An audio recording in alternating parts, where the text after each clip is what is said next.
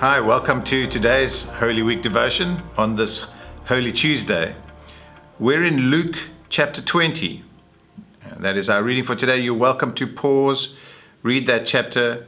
I'm going to have a closer look at the parable of the tenants, chapter 20 from verse 9 to 19. So perhaps look particularly at that, pause, and then we'll continue.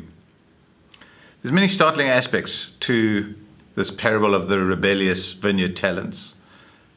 You see in this parable the extraordinary, unbelievable patience of the landlord, who loses not just many of his servants, but ultimately even his son at the hands of these rebellious tenants. And you do see the extraordinary wickedness of the tenants, who continue to beat and kill many of the debt collectors, the servants, and ultimately even the son.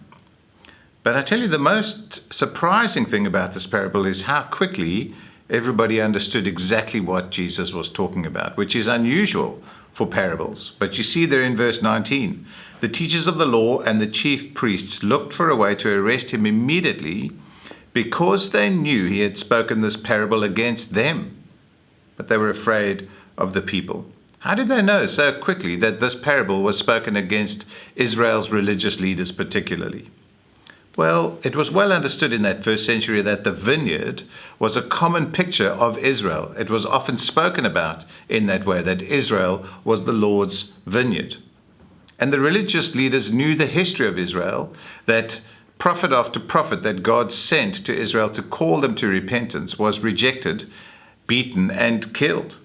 And that happened again and again to people like Isaiah, Jeremiah, and Ezekiel.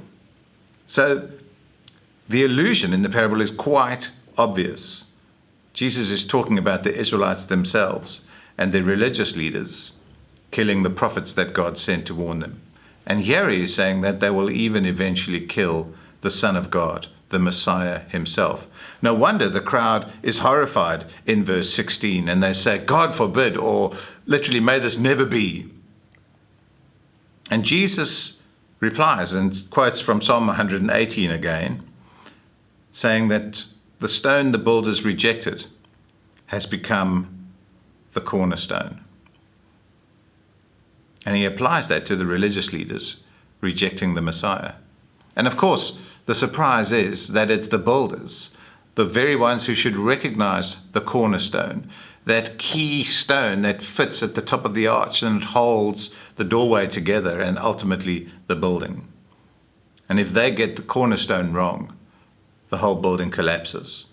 And if anyone should recognize a cornerstone, it should be the builders. And Jesus says they are the ones who reject it. And in the end, they are the ones who will stumble over it.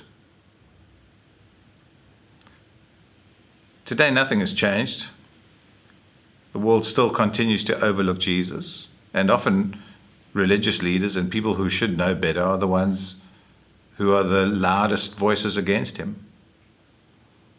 And the warning here is that the people who reject Jesus will be the ones who are ultimately crushed by him when he returns. And many will find that the stone that they rejected is the one that they will stand before on the last day. Here's a sobering question for you to reflect on this Holy Week. What have you done with Jesus?